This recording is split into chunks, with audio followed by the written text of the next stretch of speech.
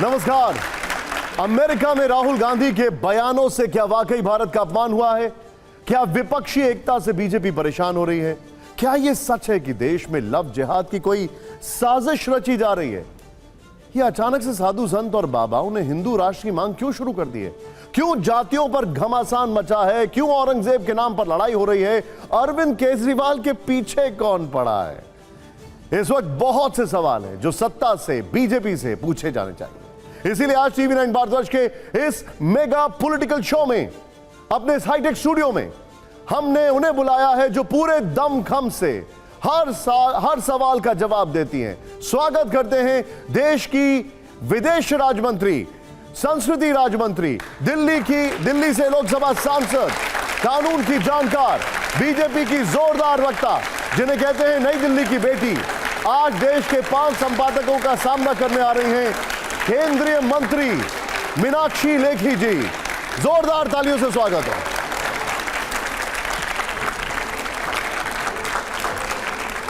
Ma'am, स्वागत है आपका। Thank you very much. हमारे बहुत सीनियर 5 एडिटर्स हैं। मैम बैठिए, प्लीज बैठिए। Thank you. मीनाक्षी जी मेरे साथ हैं, ज्योति जी मेरे साथ हैं, अंशुमन जी मेरे साथ हैं, राजगोपालन जी मेरे साथ हैं, रामकृपाल जी और मेरे साथ हैं संदीप जी। अब सबसे पहला सवाल तो मीनाक्षी जी ये है कि प्रधानमंत्री जी जाने वाले हैं अमेरिका, बहुत बड़ा ऑनर है, लेकिन देश के लिए इस ट्रिप से क्या टेक अवेज होने वाले हैं? आप इसको कैसे देखती हैं? देखिए, जब देश की छवि बढ़ती है तो पहली बात तो यह है कि कोई भी देश आज के समय में जो अंतर्राष्ट्रीय या ग्लोबल समय है ग्लोबलाइजेशन का, उसमें एक आप आइसोलेटेड आइलैंड नहीं हो सकते कि आप अपने आप में एक द्वीप बनकर अंदर बैठे हैं। ऐसा समय नहीं है। तो आपको दुनिया भर में अन्य देशों से, अन्य लोगों से कोई ना कोई कांटेक्ट, कनेक्ट रखना होता है और देश के लाभ के लिए, देश के फायदे के लिए आपको सबके साथ मिलकर काम करना होता है। तो जब देश की छवि दुनिया में बेहतर दिखाई देती है तो अल्टीमेट फ़ायदा जो है उसका वो भारतीय जनता को ही प्राप्त होता है। बहुत सारे उदाहरण हैं मेरे मन में, पता नहीं समय कितना ये लोग देंगे, नहीं तो एक उदाहरण मैं आपको देना चाहती हूँ जो अभी हाल ही का उदाहरण है। मान लीजिए यूक्रेन में 20-25 हज़ार भारतीय फंसे हैं, जिसमें 20,000 के आसपास यंग बच्चे हैं, आपकी उम्र के लोग हैं, और वहाँ पर युद्ध छिड़ गया। अब युद्ध पर तो हमारा कोई कंट्रोल नहीं है, हम चाहें भी तो कुछ नहीं कर पा रहे, लेकिन भारतीय नागरिक अपने बच्चों को हमें वहाँ से निकालना है। तो आसपास के 5, 6, 7 देश जिसको हमने बेस बनाकर वहाँ से बच्चों को बाहर निकाला, फिर उनको वहाँ पर 1 रात, 2 रात, 3 रात, 5 रात, जब तक अगली फ़्लाइट आती है तब तक रुकने की, खाने पीने की सुविधा वो सब प्रोवाइड करना है, वो किया। और जो देश आपस में लड़ रहे हैं, इंडिविजुअली वो देश आपस में दुश्मनी निकाल रहे हैं, लेकिन भारत की दोनों से दोस्ती है, दोनों से पहचान है, दोनों से संपर्क है। तो उन दोनों देशों से बात करके हमने कहा थोड़ा युद्ध विराम कीजिए ताकि हम अपने बच्चों को यहाँ से खींचकर बाहर ले जा पाए। और फिर उन 5-6 देशों में जो जिस बॉर्डर के नज़दीक था वहाँ पर अपने बच्चों को रखा और अगली फ़्लाइट उसकी अगली फ़्लाइट का इंतज़ार कर करके जो भी हालात हैं वहाँ भोजन, बाकी व्यवस्थाएँ करने का काम है, वहाँ पर वो सब किया गया।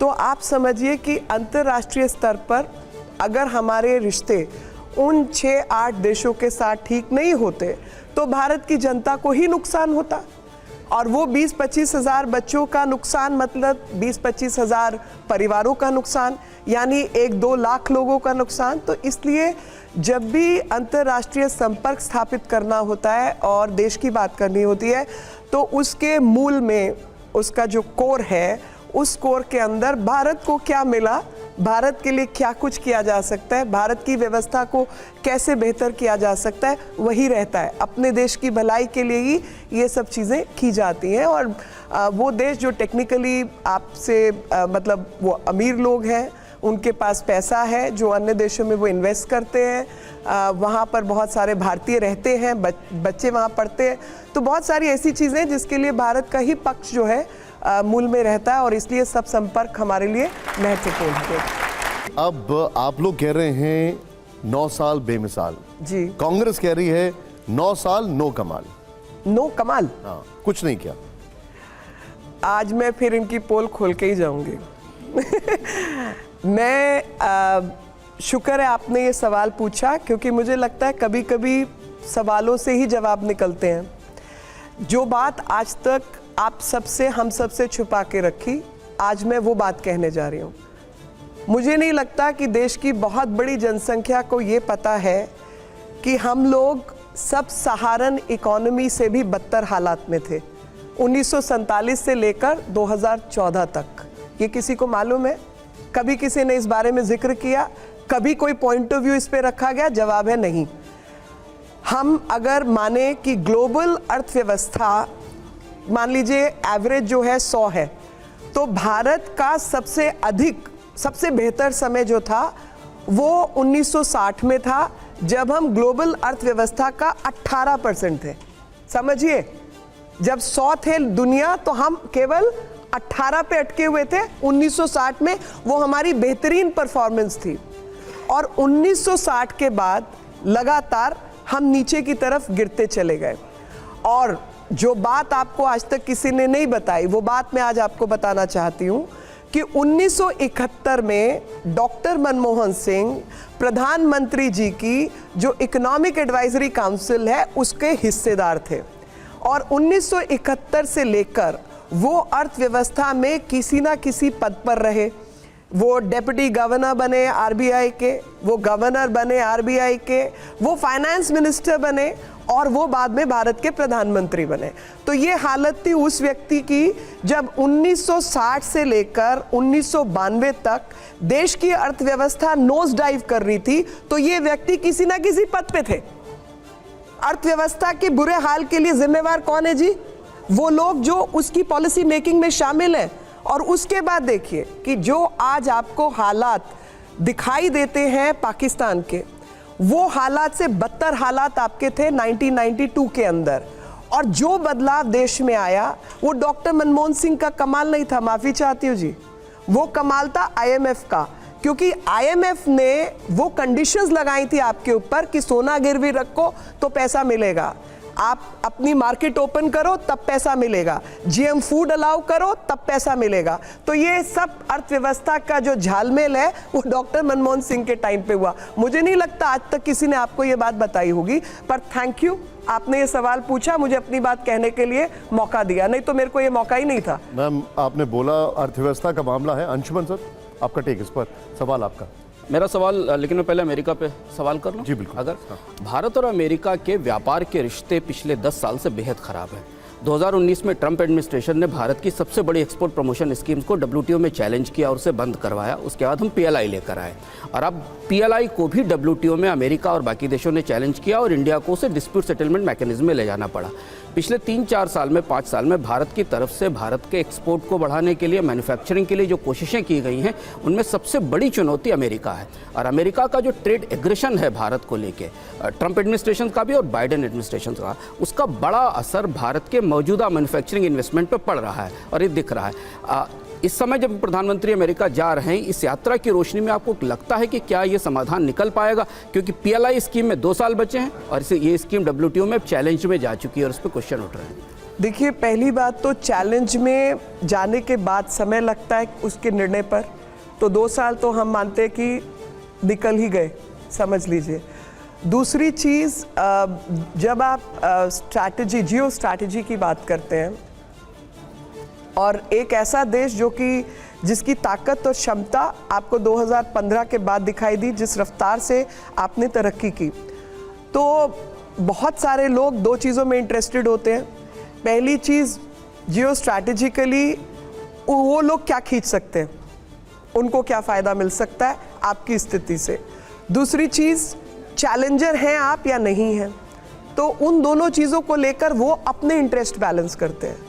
और जो नेगोशिएशन होती है वो नेगोशिएशन यही होती है कि हम अपने इंटरेस्ट बैलेंस करें और हम अपने हिस्से की जो बातें हैं, जो हमारे लाभ की बातें हैं, हम उनको मनवा पाएँ। तो उसके चलते हमारी जो नेगोशिएशन रहेगी वो यही रहेगी कि हम अपनी बातें समझाकर मनवा पाएँ। जहाँ तक बात की जाए एक्सपोर्ट का, आपने प्रश्न उठाया, तो एक्सपोर्ट में मैं भारत आपको और अमेरिका के व्यापार रिश्ते नहीं, अच्छे मैं- नहीं हैं। अच्छे मैं- नहीं हो पाए हैं पिछले 7-8 नहीं साल। मैं आपकी बात से असहमत नहीं हूँ, लेकिन पहले से बेहतर हुए ये कहना चाह रही हूँ। पहले के मुकाबले बेहतर है। आप आंकड़ा उठा लीजिए, मैं ये नहीं कह रही कौन सा पहला 2014 मेरी बेंचमार्क 2014 है कि 2014 में देश की क्या स्थिति थी और 14 के बाद आज क्या स्थिति है। हम लोग अभी जिक्र कर रहे हैं प्रधानमंत्री जी का कि वो जाने वाले हैं विदेश अमेरिका, लेकिन एक और हमारे नेता हैं जो कि अमेरिका में हैं, राहुल गांधी, और काफ़ी चर्चा हुई उनके बयानों की, उस पर मैं आऊँगा। लेकिन उससे पहले एक खबर आ रही है, एक खबर काफ़ी मजबूती से आई, सब लोगों के सामने आई कि राहुल गांधी ने व्हाइट हाउस में कोई सीक्रेट मीटिंग की है। आप विदेश राज्य मंत्री हैं, क्या सरकार को इस मीटिंग के बारे में कोई जानकारी है? मुझे देखिए, मैं अमेरिका नहीं देखती तो इसलिए मुझे जानकारी नहीं है, मगर सरकार के जिस तंत्र को जानकारी होनी चाहिए उनके पास ज़रूर जानकारी होगी। उनके पास शायद इससे भी ज़्यादा जानकारी होगी। ठीक है, राहुल गांधी ने मोहब्बत की दुकान खोली और आप पूरी दुकान बंद कराने पर आ गए। सदस्यता छीनी, बंगला छीना, और अब सुनने में आ रहा है कि वायनाड में उपचुनाव की तैयारी चल रही है। मैं राहुल जी को बताना चाहती हूँ कि जिस मोहब्बत की वो बात कर रहे हैं, 1947 से लेकर 2002 तक के आंकड़े उठाकर देख लें कि इस देश के अंदर कितने सांप्रदायिक झगड़े होते थे और क्या क्या हाल हर प्रदेश में होता था। आंकड़ा उठा लीजिए जी, मैं नहीं बोलूँगी मगर आप आंकड़ा उठा लीजिए, क्योंकि इस तरीके की अव्यवहारिक बात एक ऐसे ही व्यक्ति कर सकते हैं जिन्होंने अपने देश के बारे में पढ़ाई लिखाई कम की है। और मैं आंकड़ों के आधार पर बात करने वाले लोगों में हूँ, फिजूल की बात नहीं करूंगी। मैं कहूंगी कि आप आंकड़ा निकालिए कि इस देश में सांप्रदायिक झगड़ों की क्या हालत थी जब इनकी मोहब्बत की दुकान चल रही थी। 1984 में मोहब्बत की दुकान चल रही थी। अभी वहाँ पर जिस प्रकार से इन्होंने कर्नाटक में चुनाव लड़ा, वोकलिगा वगैरह वगैरह, वो भी मोहब्बत की दुकान है, क्योंकि वहाँ पर जनता के बीच में डिविसिव पॉलिटिक्स, जात के आधार पर लोगों को बांटने का काम मोहब्बत की दुकान है। ईरान के अंदर महिलाएं अपने हिजाब उठा के फेंक रही हैं और पूरे दुनिया के अंदर 3 तलाक मुस्लिम कंट्रीज के अंदर समाप्त हो गया, लेकिन इनकी मोहब्बत की दुकान ने वो सब जारी रखा, जिसके अंदर पीड़ित कोई और नहीं, वही महिला होती है जिसके ऊपर इस तरीके की पाबंदी लगाई जाती है। तो ये इनकी मोहब्बत की दुकान है। तो मैं मोहब्बत की दुकान नहीं बंद कर रही, मैं मोहब्बत की दुकान का सिला देने वालों की दुकान बंद कर रही हूँ। एक बात बताइए, राहुल गांधी अमेरिका में जाते हैं, एक प्राइवेट प्रोग्राम में कुछ बोलते हैं और वो कह दिया जाता है कि वो भारत के खिलाफ बयान है, वो भारत के खिलाफ हो गए। ये कहां तक तर्कसंगत है? देखिए, आप बयान उठा के देख लीजिए। पहली बात तो ये है कि जितने भी देश हैं, मतलब हमको एक परिप्रेक्ष्य समझना होगा। अंतर्राष्ट्रीय स्तर पर जब भी कोई जियो स्ट्रैटेजिक बात होती है या कोई भी खबर होती है, सब देशों की एम्बेसीज इस देश में हैं, काफ़ी देशों की, मतलब 2, 4, 5 के काउंसिल जनरल होंगे। आपके बारे में खबर इकट्ठा करना उनका काम है, वो सब इकट्ठा करते हैं, आपकी हर चीज़ के ऊपर वॉच करते हैं, ये काम ही उनका ऐसा है, ठीक है। अब वहाँ जाकर मैं ये कहूँ कि मेरे देश में जाति को लेके संकट है, अरे भैया संकट है तो 70 साल आज़ादी के बाद आपने भी राज किया, ख़त्म करने के लिए क्या क्या काम किया उसका हिसाब नहीं देंगे आप? क्योंकि आपको पता है देश की जनता आपसे सवाल पूछेगी कि आप पावर में थे तो आपने क्या किया, उसका तो हिसाब दे। वो कहते हैं कि अगर जो भारत में बोलते हैं तो माइक बंद कर दिए जाते हैं, बोलने नहीं दिया जाता, भारत में, इसलिए वो अमेरिका में बोलते हैं। भारत में किसने माइक किया, बंद किया? मैं मतलब कहना नहीं चाहती, बड़े सारे चैनल्स हैं भाई, सब जानते हैं, और मैं उसका बुरा भी नहीं मानती, बिल्कुल बुरा नहीं मानती। हर पार्टी को, हर व्यक्ति को अपनी बात कहने का अधिकार है, कहिए, और सुनने का भी होना चाहिए। आप आके खड़े होंगे बोलेंगे चौकीदार चोर है, तो भाई फिर सुप्रीम कोर्ट हम भी जाएंगे या नहीं? माफी भी मांगेंगे ना आप? और कितनी बार, कितना पाप करोगे भाई, कितना पाप करोगे? मुझे तो कृष्ण जी याद आते हैं कितनी गाली दी थी, कितनी गालियां, क्या नाम था उसका? शिशुपाल। शिशुपाल। अल्टीमेटली शिशुपाल वध हुआ कि भाई 1000 गाली माफ है तेरे को, अब तू रोज ये काम करेगा तो कुछ तो इलाज होगा ना तुम्हारा। ज्योति मैम। मीनाक्षी जी, मैं सबसे पहले तो ये कहना चाहूँगी कि जो आपने डॉक्टर मनमोहन सिंह के बारे में जो जिक्र किया था, कुछ उसमें एक दो चीज़ें मैं बताना चाहूँगी कि जब वो वित्त मंत्री थे 1990 में, उस वक्त नरसिम्हा राव जी जो थे प्राइम मिनिस्टर थे भारत के, तो जो डिसीजंस जो दी गई थी और जो इकोनॉमिक रिफॉर्म्स जो कायम किए गए थे, जो एनिमल स्पिरिट्स उस वक्त के Congress prime minister Narasimha Rao, doctor Manmohan Singh finance minister थे, वो आज की तारीख तक वही इकोनॉमिक रिफॉर्म्स जो आपकी पार्टी भी उनके आधार पे जो है भारत के इकोनॉमिक रिफॉर्म्स चला रही है। तो I think we should appreciate what doctor Manmohan Singh did instead of attacking him, because it was not primarily his decision. But I just want to say one more thing. आपने ईरान का जिक्र किया हिजाब को लेकर, तो मैं आपसे ये सवाल पूछना चाहूँगी कि आप और या भारत की जो विदेश नीति है, आर यू इन फेवर कि जो ईरान की जो महिलाएं हैं वो अपना हिजाब जो है फेंक रही हैं, उतार रही हैं? सबसे पहला ये सवाल। और दूसरा सवाल मेरा ये है कि आज पिछले कुछ हफ्तों से जो भारत के महिला पहलवान हैं, जो फीमेल रेसलर्स हैं हमारे, वो दिल्ली में जो आपकी कंस्टिट्यूएंसी है, सड़कों पर जो है बहुत ही उनके खिलाफ जो बेइज्जत करने की कोशिश की गई थी। आप और आपकी बीजेपी के अंदर जो आपकी विमेन एमपीज हैं, कोई रिएक्शन नहीं था आपकी तरफ से, ना आपने कोई ट्वीट किया, ना आपने कोई स्टेटमेंट दिया। What is your position on these women wrestlers? ठीक है ma'am. So one by one, too many questions ज्योति जी के मन में जो था उन्होंने सब प्रश्न एक साथ पूछ लिए। और भी सवाल है, मैं एक का जवाब पहले और फिर उसके बाद कहीं मिस हो तो आप दोबारा याद दिला दीजिएगा। तो सबसे पहले इनका जो प्रश्न था वो डॉक्टर मनमोहन सिंह को क्रेडिट देने का था। तो मेरा उसमें जवाब ये है कि ये एक्स्ट्रा क्रेडिट लेने वाली बात है। आप ही उस पॉलिसी के लिए जिम्मेवार थे 1971 से 90 तक, क्योंकि आप पोजीशन में बैठे थे सरकार को सही रास्ता दिखाने के लिए और आपने नहीं दिखाया। मेरा ये आपके ऊपर टिप्पणी है कि अननेसेसरी किसी व्यक्ति की छवि को बनाया जाता है जो खुद जिम्मेवार होता है देश की अर्थव्यवस्था डुबोने के लिए। मेरी ये टिप्पणी है। दूसरी चीज आपने पूछी ईरान, तो मैं आपको ये बताना चाहती हूँ कि पूरी दुनिया में और ख़ास तौर पे इस्लामिक वर्ल्ड के अंदर लगातार रिफॉर्म्स हो रहे हैं, ईरान का उदाहरण मैंने आपको दिया। मैं आपको दूसरा उदाहरण सऊदी अरब का देना चाहती हूँ। Are you in favor? Let me answer my way, ma'am. You can't dictate.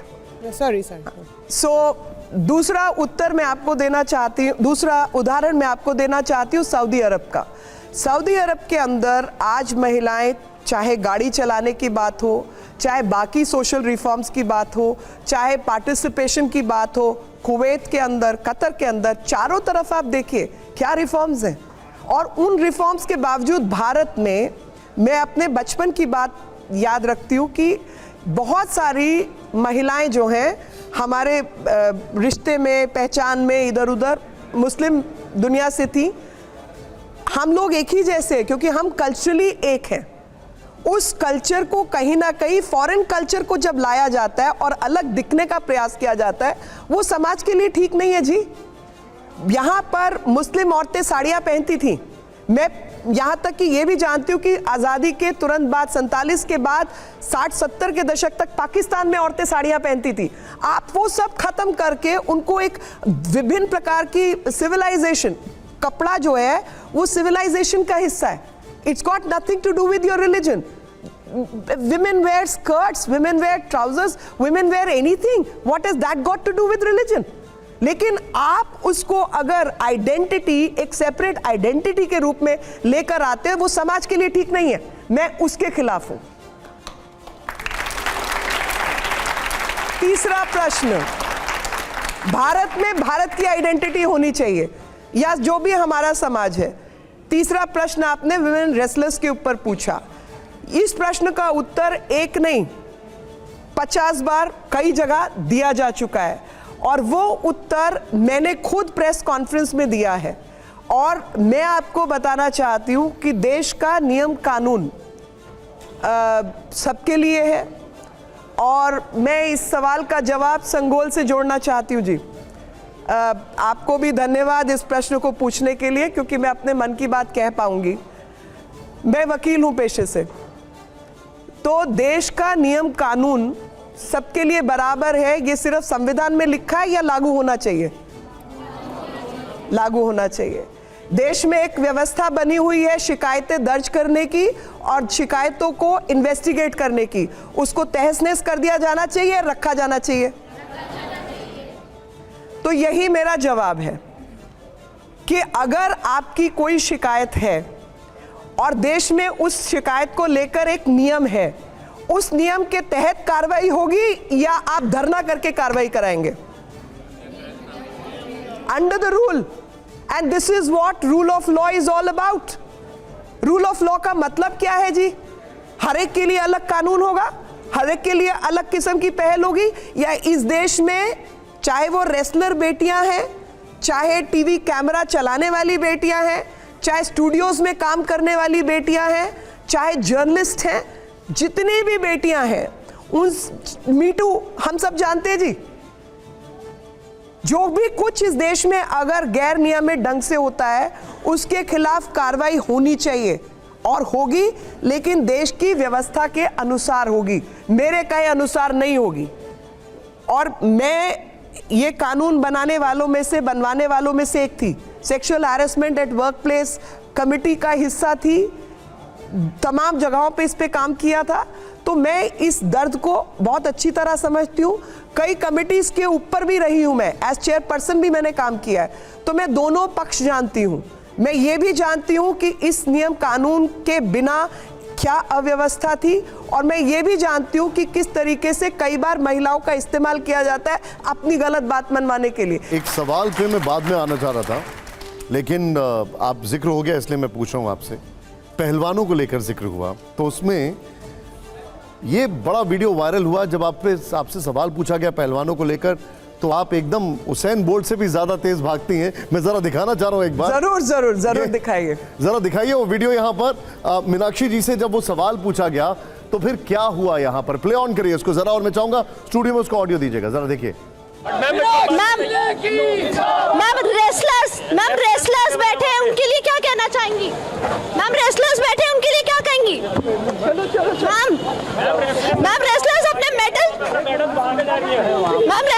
Medal बहाने जा रहे हैं, उनके बारे में क्या कहेंगे आप? चलो चलो चलो मैम रेसलर्स अपने मेडल बहा रहे हैं, उनके बारे में क्या कहेंगे? कानून नियम प्रक्रिया चल रही है। मैम देश का मान है ये रेसलर्स, और जब इनको लेकर सवाल पूछा गया तो ऐसा लग रहा है जैसे आप मैराथन दौड़ रही हैं, क्या था ये? देखिए, दो बातें तय हैं। एक ये कि अगर मैं डिटर्मिन्ड हूँ कुछ भी करने के लिए तो शायद मैं ओलंपिक चैंपियन भी बन सकती थी। मैं एक्चुअली मैराथन दौड़ सकती थी, पर मैंने वो रास्ता लिया नहीं। लेकिन ये जो पक्ष है ये पूरा नहीं दिख रहा। मैं आपको ये मतलब thank you for playing this. इससे एक दिन पहले की मेरी प्रेस कॉन्फ्रेंस अगर आपके पास है तो वो क्लिप भी आप दिखाइए। इससे एक दिन पहले मैंने बैंगलोर में प्रेस कॉन्फ्रेंस की है। मेरे से यही सवाल पूछा गया कि रेसलर्स के बारे में आपने क्या कहना है। उसके जवाब में मैंने ठीक वही जवाब दिया जो मैंने आपको अभी दिया, और इसमें भी दौड़ते दौड़ते मैंने कहा कि rule of law will take its own course, ये कहते हुए मैंने दौड़ा है। और दौड़ने के पीछे आपको कारण बताती हूँ। हुआ ये कि वो 30 तारीख का दिन है, मुझे अभी भी याद है। 30 मई को मंत्रियों की ड्यूटी लगी थी एक घंटा मीडिया पे बैठने की, लाइव मीडिया पे। मेरी ड्यूटी थी 6:30 से 7:30 तक की। मैंने कहा था कि मैं पार्टी ऑफिस पहुंच जाऊंगी, आप सारे चैनल्स को उधर ही बुला लीजिए, तो जिसके जो सवाल होंगे एक एक करके मैं जवाब दे दूंगी। ये पब्लिक में प्रोग्राम हुआ हनुमान मंदिर के अंदर। हनुमान मंदिर का कार्यक्रम मैंने ख़त्म किया, और आप मतलब आज सभी लोग फोटोग्राफर हैं, सबके हाथ में फ़ोन है और सब सेल्फी करते हैं, और वो मेरे ही अपने लोग हैं, वो सब मेरे अपने भाई बहन हैं, मेरे क्षेत्र के लोग हैं। 20-25 मिनट सेल्फियों में लग जाते हैं। तो मैं अपना भाषण देकर मैंने घड़ी देखी, वो 7 मुझे वही बज गए थे। 6:30 का मेरा टाइम था, 7 मुझे बज गए थे। हल्की हल्की बारिश शुरू हो गई थी, तो मैंने पहले ही दौड़ना शुरू किया हुआ था।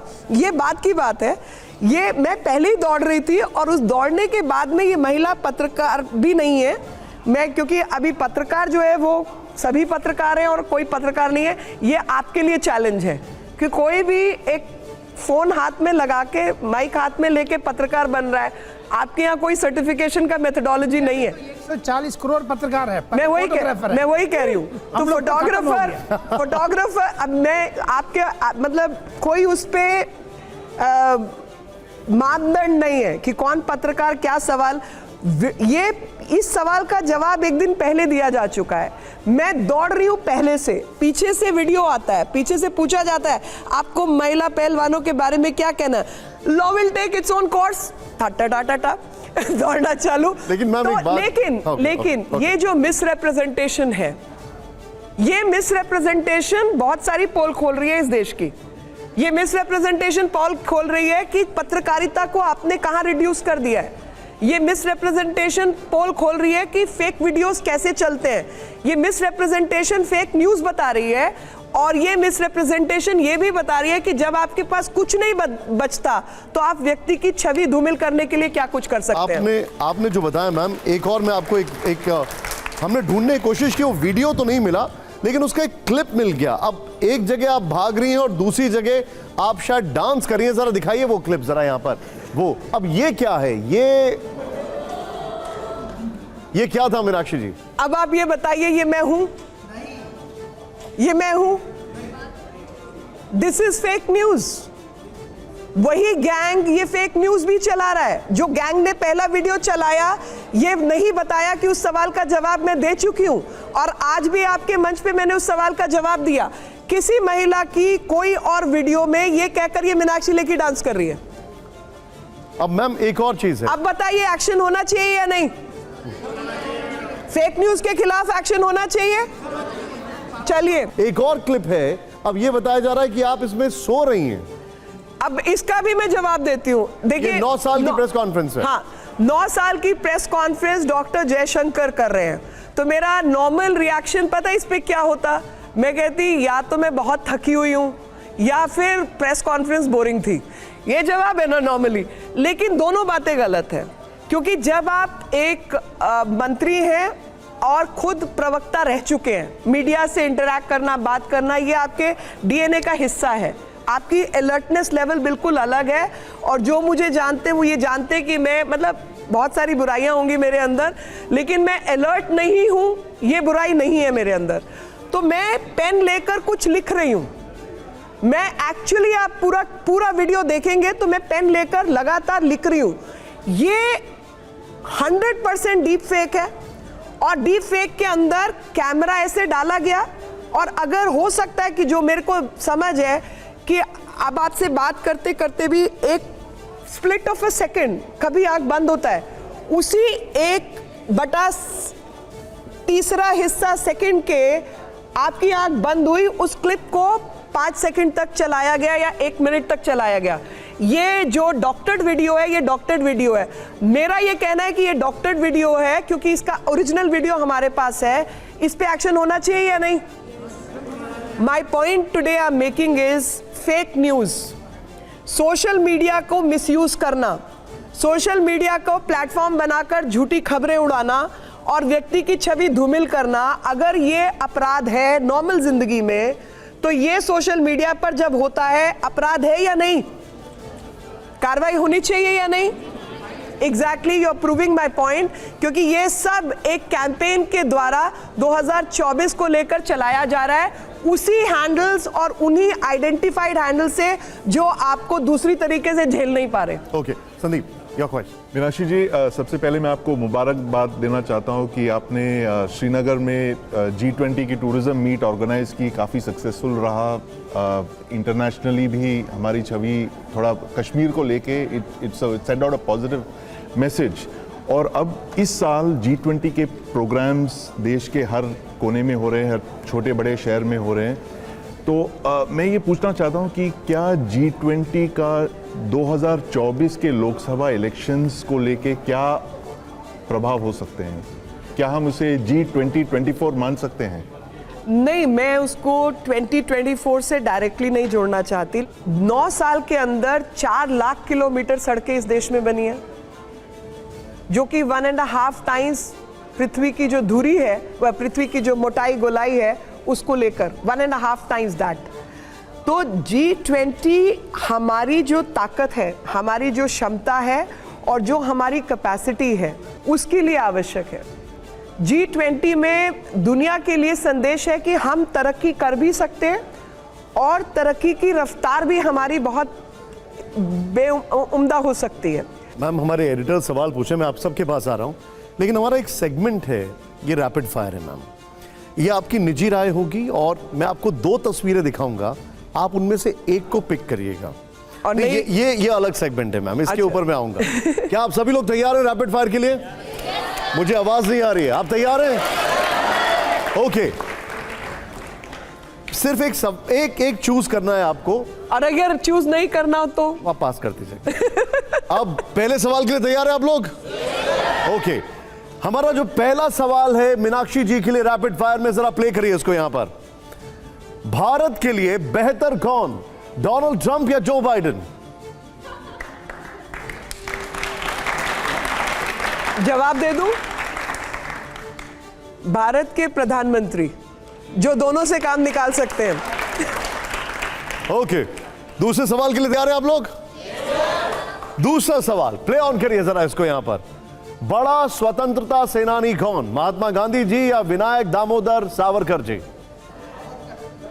स्वतंत्रता सेनानी में अगर सेना आई है, सेना का मतलब युद्ध, सेना का मतलब रेजिस्टेंस, सेना का मतलब लड़ाई झगड़ा भी, कॉन्फ्लिक्ट बेसिकली, तो वो सावरकर। और गांधी जी जो हैं वो रास्ता नेगोशिएट करने वालों में से थे। ये मेरी राय है, निजी राय है। Okay okay. और समाज में जैसे अनटचेबिलिटी और जो बाकी स्वदेशी कुरीतियां, वो सब का जो काम जोड़ने वाला काम है वो गांधी जी का है। ओके, अगला सवाल तैयार है आप लोग? बहुत धीरे आवाज आ रही है, आर यू रेडी? मैम, मेरा अगला सवाल, और ये बड़ा इंटरेस्टिंग है, बेहतर मुख्यमंत्री कौन, शीला दीक्षित या अरविंद केजरीवाल?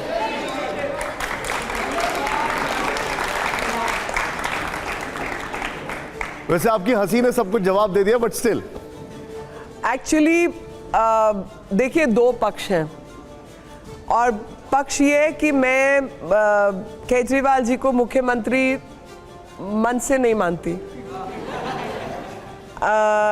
शीला जी एक पॉलिटिकल लीडर के रूप में डेफिनेटली बेहतर थी, और कुछ भ्रष्टाचार के विषय आए थे, कॉमनवेल्थ गेम्स वगैरह वगैरह, जिसके करके उनकी कुर्सी गई। और मुझे नहीं पता कि उस भ्रष्टाचार के लिए वो निजी तौर पे कितनी जिम्मेवार थी या उनकी पार्टी जिम्मेवार थी। ओके ओके, अगला सवाल ध्यान से सुनिएगा, तैयार है आप लोग? ओके मैम, ये सवाल है, प्ले ऑन करिए इसको यहां पर। देश का अभिमान कौन, साक्षी मलिक या ब्रजभूषण शरद सिंह?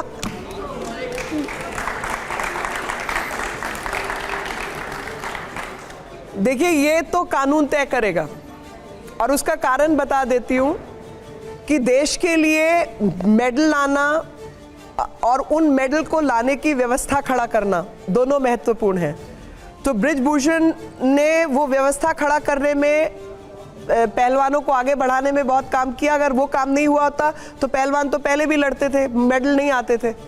साक्षी मलिक मेडल लेके आई, तो उनका जो निजी काम है वो भी बहुत ज़रूरी है, क्योंकि सेल्फ डिसिप्लिन के बिना आप मेडल नहीं जीत सकते। तो देश के अभिमान में दोनों का हाथ है, यहाँ तक रेसलिंग का विषय है।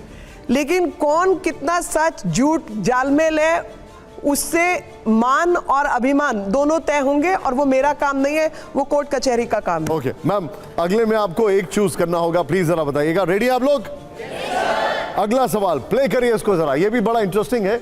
सच्चा गांधी कौन है मैम, वरुण गांधी या राहुल गांधी? दोनों नहीं, दोनों गांधी नहीं है। Seriously, I mean, if you look at the family chart, आप फैमिली चार्ट उठाइए, गांधी तो है ही नहीं इनमें से कोई भी, जो असली गांधी है वो है ही नहीं नक्शे पे। ओके, मेरा अगला सवाल, तैयार है आप लोग? महाराष्ट्र में, प्ले ऑन करिए जरा सवाल हमारा, महाराष्ट्र में लोकप्रिय कौन है, एकनाथ शिंदे या देवेंद्र फडणवीस? मैं महाराष्ट्र से नहीं हूं जी, मैं दिल्ली से हूं, तो मुझे इसकी जानकारी नहीं है। ओके ओके, अब मेरा लास्ट सवाल जो है, प्ले करिए, इसमें मैम प्लीज एक चूज करिएगा। अब लास्ट सवाल जो है वो यहां पर, देश का लौह पुरुष कौन है, सरदार पटेल जी या फिर लाल कृष्ण आडवाणी जी? लौह पुरुष की जो परिभाषा आई थी वो सरदार पटेल से आई थी, क्योंकि मतलब समय काल में वो पहले थे, लेकिन जब कांग्रेस के प्रति रेजिस्टेंस की बात आई थी तो आडवाणी जी ने अपने समय पे उसको रेजिस्ट किया। तो समय मतलब दोनों अपने एक चुनना हो तो नहीं, दोनों मैंने आपको पहले ही कहा था कि कुछ सवालों का जवाब में यस और नो नहीं होता। अब मेरे जो हमारे साथ जो एडिटर्स हैं उनसे Rajagopalan sahab please go ahead. जी, ट्विटर को जो सीईओ है, पुराना CEO, he has been accusing you of bringing pressure on the farmers agitation. इसके ऊपर विदेश मंत्रालय का क्या रीति है? Twitter actually information technology act का हिस्सा है, और इंफॉर्मेशन टेक्नोलॉजी जो मंत्रालय है ये उनका काम है। इंफॉर्मेशन टेक्नोलॉजी मंत्रालय के मंत्री गवर्नमेंट ऑफ इंडिया ने प्रेशर लेके आया। मैं जवाब दे रही हूँ सर। राजीव चंद्रशेखर जी उसके एमओएस हैं, उन्होंने इसके ऊपर प्रेस कॉन्फ्रेंस करके अपना बयान दे दिया है।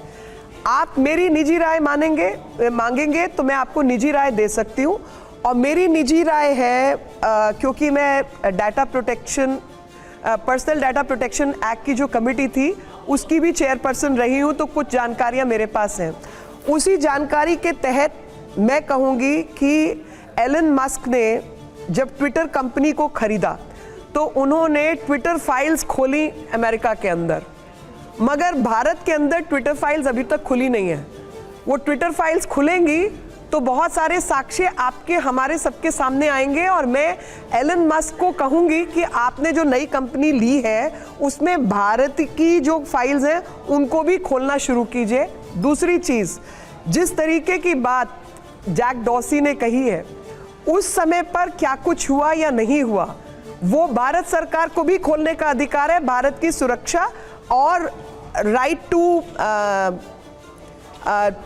क्या कहना चाहिए, फ्री कम्युनिकेशन। तो जो एल्गोरिदम्स हैं वो मैनिपुलेटेड हैं, वो चीज़ें सामने हैं या नहीं है, भारत की सरकार उसको खोल के देख सकती है। मैम, जैक डॉर्सी तो खुद ही अपना डेटा इलॉन मस्क को नहीं दे पा रहे थे, जो स्पैम डेटा उनसे मांगा जा रहा था फेक अकाउंट्स का। रामकृपाल सर।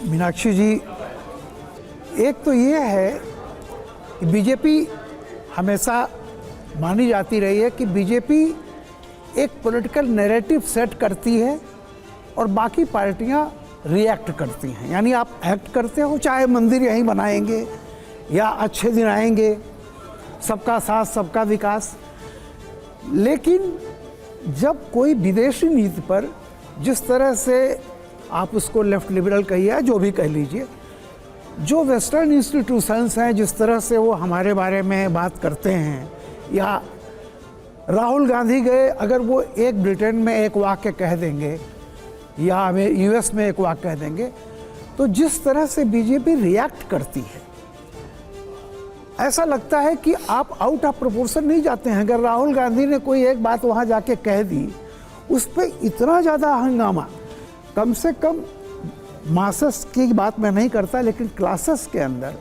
जैसे लगता है कि बीजेपी बहुत डिफेंसिव है। एक सवाल तो इस पर आप जो भी कहना हो कहिएगा। दूसरा मेरा ये कहना है कि चूंकि आज ही की हेडलाइन है, मैं एक आपको मानता हूँ बीजेपी की बहुत वरिष्ठ नेता, ये जो कॉमन सिविल कोड की बात हो रही है, यूनिफॉर्म सिविल कोड, ये 2024 के इलेक्शन से पहले कोई ऐसा एजेंडा आ जाएगी या इसको एक 2024 के इलेक्शन तक इसको एक इशू बनाया जाएगा और उसके बाद, इसमें आपका क्या कहना है? देखिए, पहली बात तो मैं अगर उल्टा शुरू करूं, यूनिफॉर्म सिविल कोड जो है वो हमारा एक एजेंडा है आज से नहीं, जब से पार्टी बनी है। और दुनिया के किसी भी देश में सिविल कोड अलग अलग है ऐसा नहीं होता जी। उनके यहाँ कानून एक ही होता है सबके लिए और सबको उसमें बंधना होता है। तो यूनिफॉर्म सिविल कोड तो जब से पार्टी 1980 में बनी तो वो इस मुद्दे को लेकर बनी। 370 हमारा मुद्दा था, जो हम अपना वचन पूरा करने वाली, जो प्रॉमिसेस टू डिलीवरी वाली बात है, वो वहां से स्थापित होता है कि 370 हटाएंगे, ये हम पहले से कहते थे। नहीं, ये तो मेरे को मेरी तरीके से मेरी बात कहने दीजिए। ठीक है। तो 370 हटाएंगे, ये हमारा एजेंडा था और उसको हमने पूरा किया। Promises to delivery. राम मंदिर बनाएंगे तो हमसे लगातार प्रश्न होता था। अभी आपने अडवाणी जी का फोटो दिखाया था, इसलिए बता रही हूँ कि भाई मंदिर बनाएंगे मगर तारीख नहीं बताएंगे, ये हम पर लांछन आती थी। तो अब हमने तारीख भी बता दी, शिलान्यास भी कर दिया और 24 से पहले मंदिर भी बना देंगे।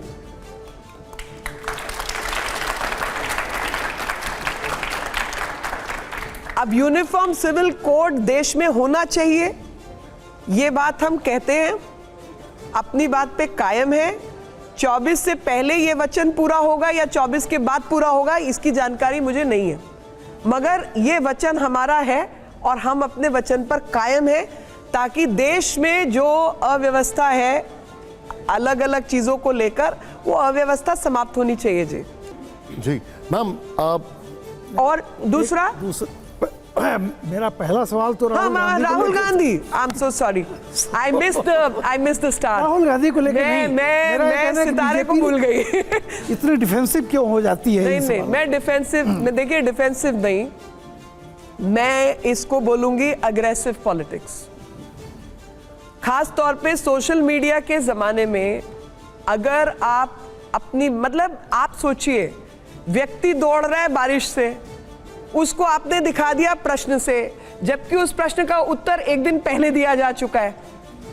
ये जो मिसकम्युनिकेशन का, फेक नैरेटिव, फेक न्यूज का समय है, जब तक आप अगर समय लगा देते हैं जवाब देने में या इग्नोर करने में, ऐसा प्रतीत होता है कि यही सच है। तो इसलिए पार्टी को अग्रेसिवली डिफेंड करना पड़ता है। अगर सोशल मीडिया नहीं होता तो तुम कह रहे यार फालतू आदमी है, बेकार बोलता है, चलो बोलने दो, कोई फर्क नहीं पड़ता। ये कारण है। ओके मैम, अब कुछ इसलिए नहीं कि वो इतने बड़े नेता हैं कि उनकी बात हुई तो जनता पे असर हो जाएगा, ऐसा नहीं है। विदेश मंत्री डॉक्टर जयशंकर का उनको आता नहीं है, कह रहे फॉरेन पॉलिसी। राहुल गांधी हमेशा वो कमेंट करते हैं, he does not know diplomacy. Then you have to react to that, no? I can only react कि फॉरेन पॉलिसी में 2014 के बाद जो बदलाव आए हैं, चाहे ट्रांसपोर्ट पॉलिसी है, चाहे तमाम पॉलिसीज हैं, हम सबकी गाइडेंस प्रधानमंत्री मोदी जी से मिलती है। क्योंकि जयशंकर जी तो बीजिंग के अंदर 6 साल तक एम्बेसडर कांग्रेस के समय काल में थे। तो राहुल गांधी जी को अपनी माता जी से पूछ लेना चाहिए था कि इस व्यक्ति को फॉरेन पॉलिसी नहीं आती, तो आपने बीजिंग 6 साल क्यों बिठाया था? ओके मैम, अब थोड़ा सा समय कमी है सर। कुछ सवाल हैं और ये सवाल मैम मैं थोड़ा स्क्रीन पर जाऊंगा। कुछ बयान आए, उन बयानों पर रिएक्शन जरूरी है पार्टी का। मैं एक एक बयान सुनाता हूं और फिर आपका उस पर टेक लेना चाहूंगा। पहला बयान जरा प्ले करें यहां पर, जो हमारे सामने है। जो फैलाया जाता है ये मस्जिदों से शुरू होता है, मस्जिदों से सारा उनको पूरा का पूरा ज्ञान बांटा जाता है, इसलिए ये लव जिहाद बढ़ रहा है। जिस दिन हिंदुस्तान के अंदर ये मदरसे और मस्जिद बंद हो जाएगी, लव जिहाद भी बंद हो जाएंगे। ये साथी प्राची हैं, कह रहे हैं मदरसे और मस्जिद बंद हो जाएंगे तो लव जिहाद भी बंद हो जाएगा।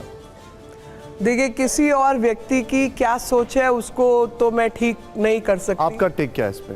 मेरा टेक तो देखिए, मैं वो साध्वी हैं, उनकी ट्रेनिंग फर्क है मेरे से।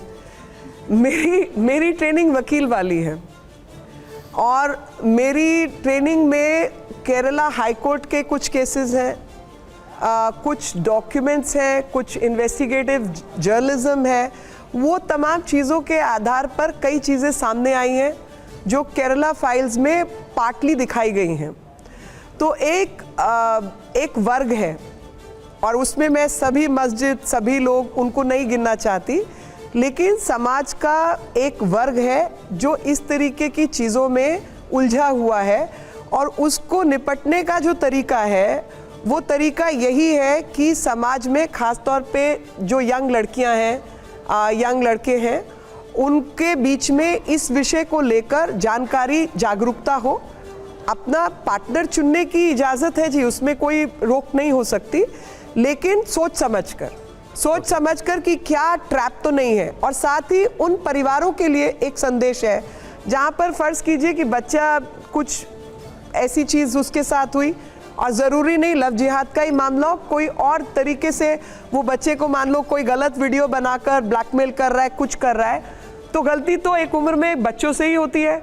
उनको एक्सेप्ट करना और कानून के तहत, इससे पहले की बात हाथ से निकले, कानून के तहत उस पर कार्रवाई करना, ये हम सबका फ़र्ज़ होना चाहिए। और समाज को ऐसी बेटियों को जिनके साथ कुछ विक्टिमाइजेशन हो जाए, उसकी एक्सेप्टेंस हम सबका हिस्सा होना चाहिए और वो परिवार में जाके ये बात कह सके, स्कूल में प्रिंसिपल टीचर से ये बात कह सके, ऐसा माहौल होना चाहिए। ठीक है, अब मैं एक और बयान सुना रहा हूं मैम। अब यहां पर आपने ट्रेनिंग की बात की थी, लेकिन एक बयान सुनिए, आप प्ले ऑन करिए इसको जरा, आप सुनिएगा। देखिए, गांधी जी को मारा एक अलग इशू है, लेकिन जितना मैंने गोडसे के बारे में जाना है, जितना मैंने पढ़ा है, तो देखिए वो भी एक देशभक्त थे, लेकिन गांधी जी की जो हत्या हुई उससे हम सहमत नहीं। उत्तराखंड के पूर्व मुख्यमंत्री कहते हैं कि नाथूराम गॉडसे एक देशभक्त नहीं, उनका सेकंड सेंटेंस, लास्ट सेंटेंस क्या था? लास्ट सेंटेंस हत्या के खिलाफ है, लेकिन नाथूराम हत्या के गॉडसे खिलाफ है बोल दिया ना, तो आप इस परिप्रेक्ष्य में देखिए, हत्या के खिलाफ है, लेकिन हत्या के पक्ष में। एक मिनट, ओके, सी कॉन्टेक्स्ट होता है हर चीज का। जब हम आउट ऑफ कॉन्टेक्स्ट चीजें प्ले करते हैं तो वो फेक न्यूज हो जाती है। कॉन्टेक्स्ट है कि हम हत्या के खिलाफ हैं, हत्या के पक्ष में कोई भी नहीं है जी। अब अगर हम हत्या को हटा दें और नाथूराम गॉडसे को हत्या से हटाकर उसका चरित्र देखें, तब आप जांचिए कि वो व्यक्ति क्या था। और हर एक की अपनी ओपिनियन हो सकती है जी, हत्या के पक्ष में हम नहीं है। एक और स्टेटमेंट है मैम, उस पर भी आपका रिएक्शन लेंगे, दिखाइए सर। वैक्सीनेशन बहुत बड़ा घोटाला है। क्या घोटाला? या नहीं था, और उसके बाद कितने लोगों को हार्ट अटैक से डेथ हुई, लाखों लोग मार दिए इन्होंने, करोड़ों लोग। जितने कोरोना से नहीं मरे उससे ज्यादा लोग कोरोना की वैक्सीनेशन के बाद हार्ट अटैक से मरे, और ऐसे मरे टपाटप वरमाला पहनाई और उधर ये हुआ है। मैम ये कह रहे हैं कि आपके हर फैसले के, कई फैसलों के पक्ष में रहते हैं हमेशा, लेकिन कह रहे हैं वैक्सीनेशन एक बहुत बड़ा घोटाला है। ये इनकी निजी राय है जी, ये मेरी राय नहीं है। मैं वैक्सीनेशन के पक्ष वाले लोगों में हूँ। मैम अब आपके हाथ में वहां पर एक प्ले कार्ड रखा है आपकी टेबल पर, वो आपका कैमरा है, जो वहां पर कैमरामैन खड़े हुए हैं। मैं आपसे रैपिड फायर सवाल पूछूंगा, यस या नो, या आप पास कर सकती हैं। तो जब पास करना मैं उठाऊंगी। आप उसको ऐसे स्ट्रेट कर दीजिएगा। नहीं, मैं उठाऊंगी नहीं। ओके ठीक है, डन। पता नहीं कौन सा एंगल ले लेंगे लोग। नहीं, आप लोग तैयार हैं इसके लिए? ओके मैम, बस जवाब नहीं देना, यस या नो। मेरा पहला सवाल है मीनाक्षी मैम से, प्ले करिए इसको यहां पर। देश के संसाधनों में अल्पसंख्यकों का बराबरी का हक है, यस या नो मैम? यस, ओके, जोरदार तालियां प्लीज। ओके, मेरा दूसरा सवाल है मीनाक्षी मैम से, प्ले करिए इसको जरा यहां पर। दूसरा सवाल, देश में लव जिहाद और धर्मांतरण की साजिश हो रही है, यस या नो?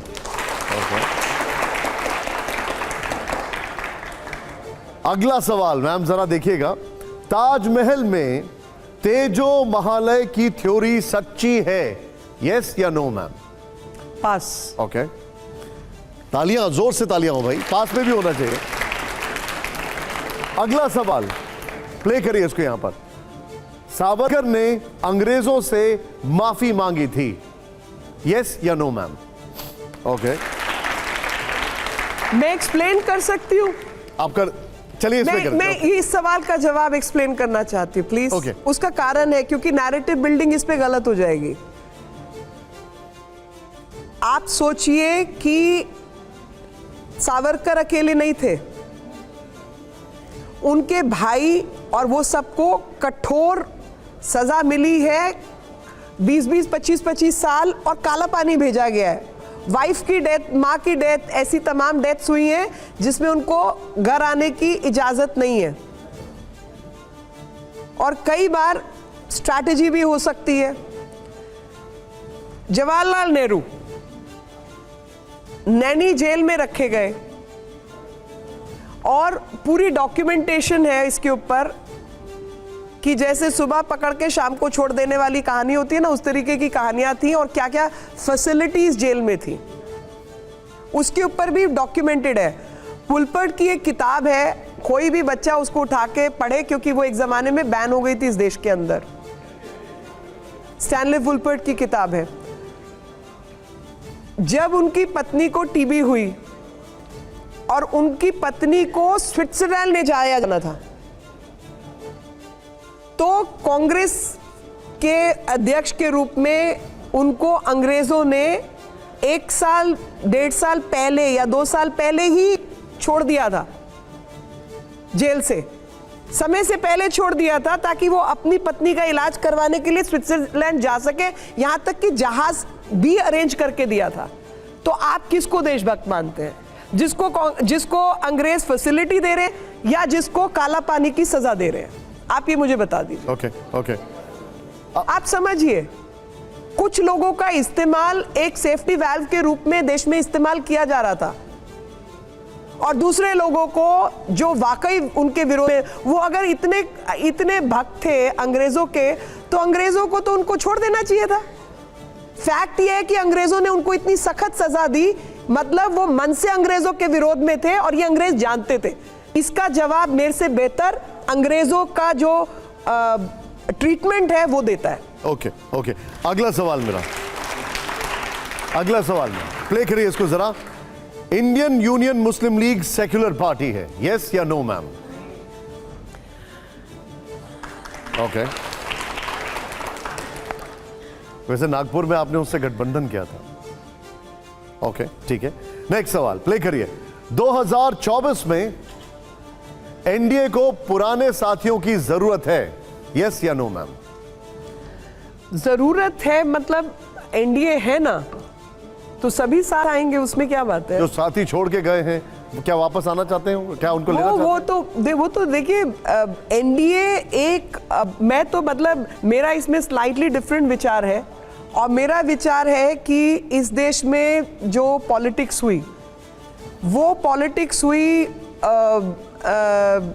कांग्रेस और कांग्रेस के विरोध में।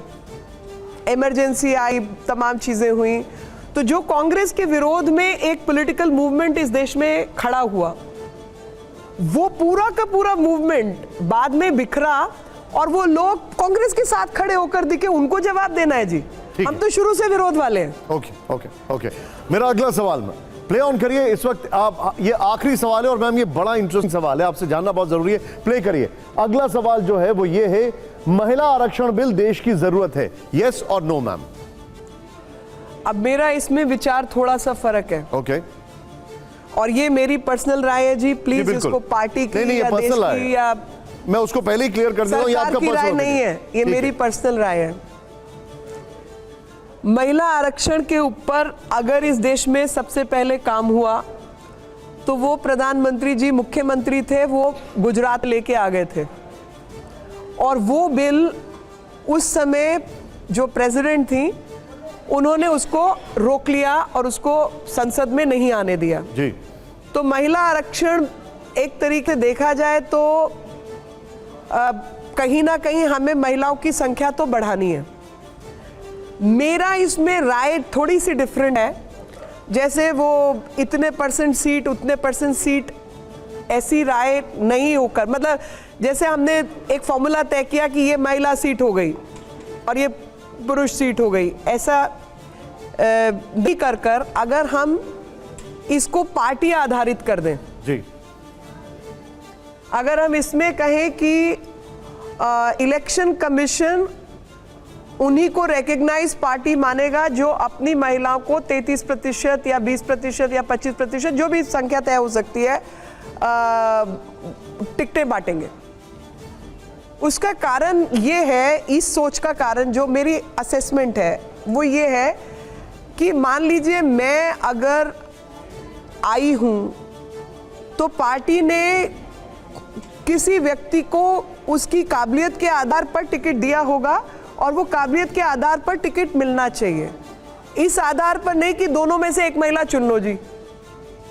वो फॉर्मुलेशन ही गलत है। मेरी अपनी सोच ऐसी कहती है कि काबिल जो व्यक्ति है, जेंडर मतलब जेंडर को हम इसीलिए बुरा मानते हैं ना कि जो अपॉर्चुनिटीज काबिल लोगों को भी मिलनी चाहिए वो नहीं मिलती हैं, तो वो अपॉर्चुनिटीज की हकदार हैं, ना कि संसद में आने की। अपॉर्चुनिटीज मिले और आप अपनी मेरिट प्रूव करें जी, वही जस्टिस होगा पूरे समाज के लिए।